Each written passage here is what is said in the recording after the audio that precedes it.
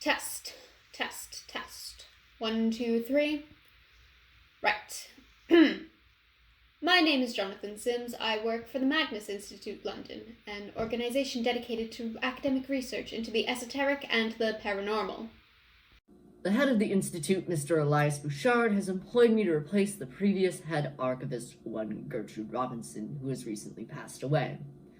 I've been working as a researcher at the Institute for 4 years now, and am familiar with most of our more significant contracts and projects.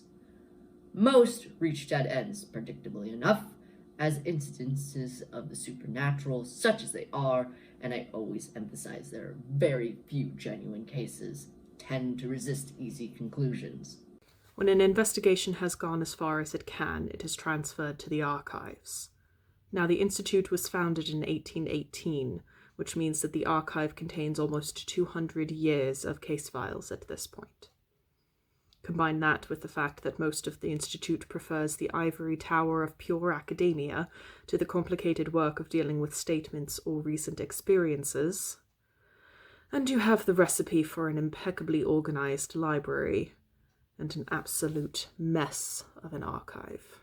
This isn't necessarily a problem. Modern filing and indexing systems are a real wonder, and all it would need is a half-decent archivist to keep it in order.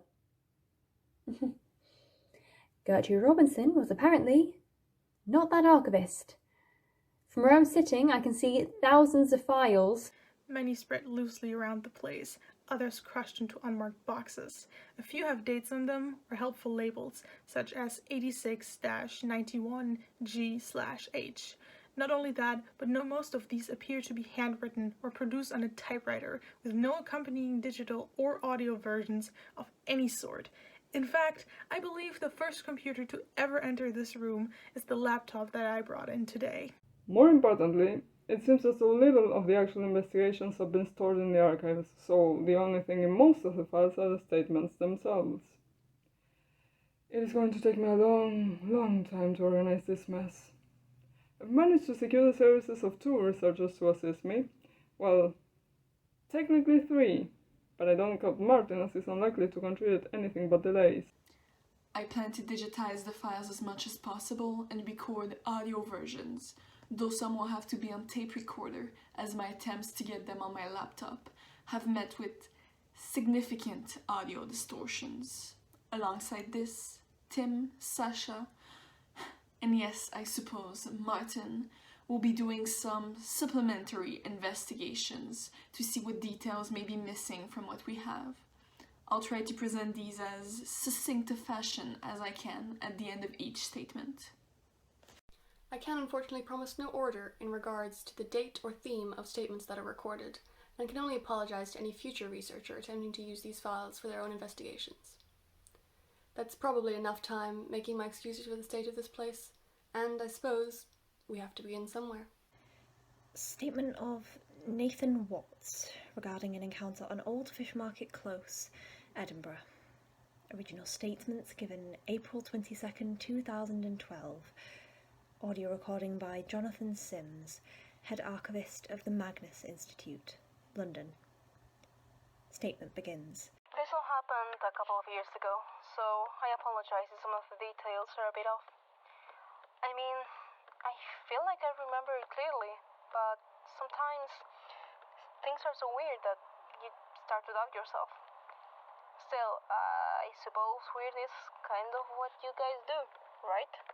So I'm studying at the University of Edinburgh, biochemistry specifically, and I was in my second year at the time this happened. I wasn't in any sort of university accommodation at this point, and was renting a student flat down the south side with a few other second years. To be honest, I didn't hang out with them much. I took a gap year before matriculating, and my birthday is in the wrong part of September, so I was nearly 2 years older than most of my peers when I started my course. I got on with them fine, you understand, but I tended to end up hanging out with the older students. That was why I was at the party in the first place.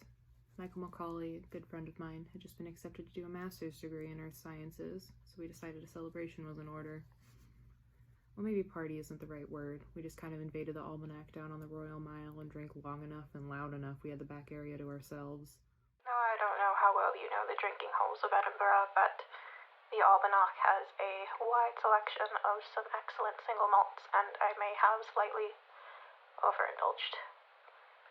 I have vague memories of Mike suggesting I slow down, to which I responded by roundly swearing at him for failing to properly celebrate his own good news. Or words to that effect. Long story short, I was violently ill around midnight and made the decision to walk the route home. It wasn't far to my flat, maybe half an hour if I'd been sober, and the night was cool enough that I remember having hope the chill would perk me up some. I headed for the Cowgate, and the quickest way to get there from the Royal Mile is down Old Fish Market Close. Now, I'm sure you don't need me to tell you that there are some steep hills in Edinburgh, but Old Fish Market Close is exceptional even by those standards. At times it must reach a 30 or 40 degree angle, which is hard enough to navigate when you don't have that much scotch inside you. As I've mentioned, I had quite a lot, so it probably wasn't that surprising when I took a rather nasty tumble about halfway down the street. In retrospect, the fall wasn't that bad compared to what it could have been, but at the time it really shook me up and left me with some nasty bruises. I picked myself up as best I could, checked if I had seriously injured myself, no broken bones or anything, and decided to roll a cigarette to calm myself. That was when I heard it. Can I have a cigarette? I was startled by the words, as I thought I'd been alone. Quickly trying to compose myself and looking around, I noticed a small alleyway on the opposite side of the street. It was narrow and unlit, with a staircase leading up. I could see a light fixture a little way up the wall at its entrance, but it either wasn't working or wasn't turned on, meaning that beyond a few steps, the alley was shrouded in total darkness. Stood there, a couple of stairs from the street, was a figure. It was hard to tell much about them, as they were mostly in the shadows, though if I had to guess, I would have said the voice sounded male. They seemed to sway, ever so slightly as I watched, and I assumed that they, like me, were probably a little bit drunk. I lit my own cigarette and held up my tobacco towards them, though I didn't approach, and asked if they were okay with a roll-up. The figure didn't move, except to continue that gentle swaying. Writing it down now, it seems so obvious that something was wrong. If I hadn't been so drunk, maybe I'd have noticed quicker, but even when the stranger asked the question again, "Can I have a cigarette?" utterly without intonation, still, I didn't understand why I was so uneasy.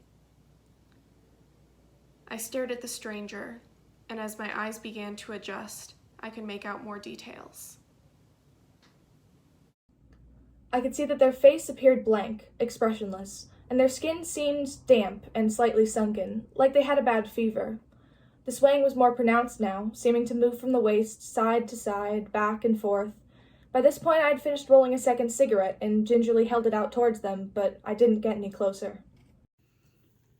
I had decided that if this weirdo wanted a cigarette, they were going to need to come out of the creepy alleyway.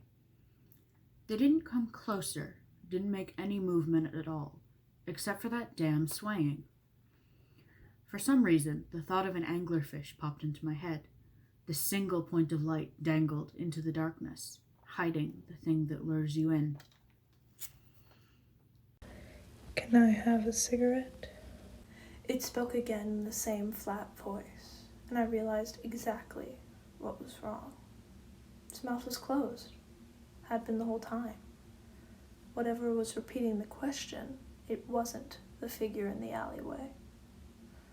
I looked at their feet and saw that they weren't quite touching the ground. The stranger's form was being lifted, ever so slightly, and moved gently from side to side. I dropped the cigarette and grabbed for my phone, trying to turn on the torch.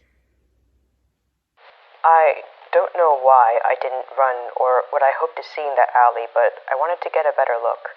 As soon as I took out my phone, the figure disappeared.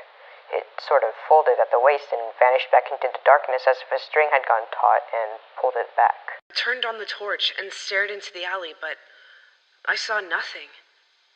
Just silence and darkness. I staggered back up to the Royal Mile, which still had lights and people, and found a taxi to take me home. I slept late the next day.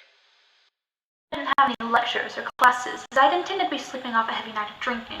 which I guess I was, although it was that bizarre encounter that kept playing in my mind. And so after making my way through 2 liters of water, some painkillers, and a very greasy breakfast, I felt human enough to leave my flat and go investigate the place in daylight. The result was unenlightening. There were no marks, no bloodstains, nothing to indicate that the swaying figure had ever been there at all. The only thing that I did find was an unsmoked Marlboro Red cigarette, lying just below the burnt-out light fixture. Beyond that, I didn't really know what to do. I did as much research as I could on the place, but couldn't find anyone who'd had any experience similar to mine, and there didn't seem to be any folklore or urban legends I could find out about Old Fisherman's Close. The few friends I told about what happened just assumed I'd been accosted by some stranger, and the alcohol had made it seem much weirder than it was. I tried to explain that I have never had hallucinations while drunk, and that there was no way this guy had just been a normal person. But they always gave me one of those looks, halfway between pity and concern, and I'd shut up. I never did find out anything else about it, but a few days later I saw some missing person appeals go up around campus. Another student had disappeared. John Fellows his name was, though I didn't really know the guy and couldn't tell you much about him. Except of 2 things that struck me as important.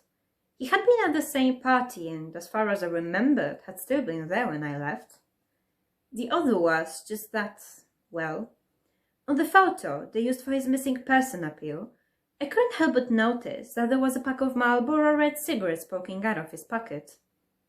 I haven't quit smoking, but I do find that I take a lot more taxis now if I find myself out too late. Statement ends.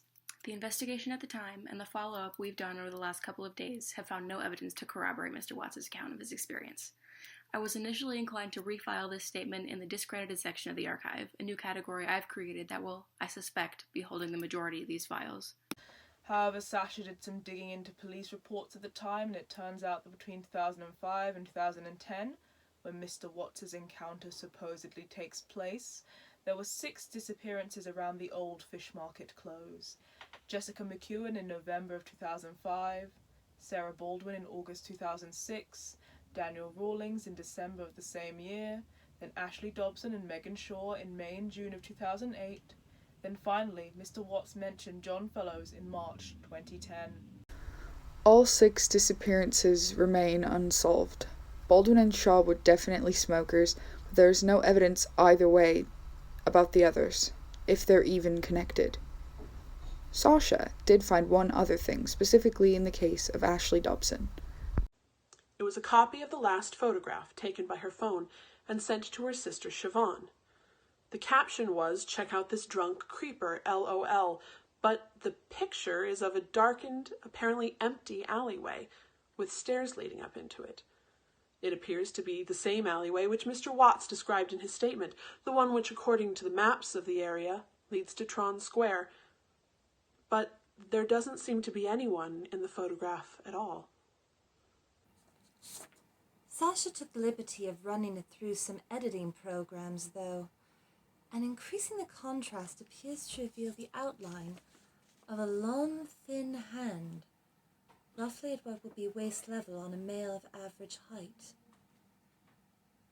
I find it oddly hard to shake the impression that it's beckoning. End recording.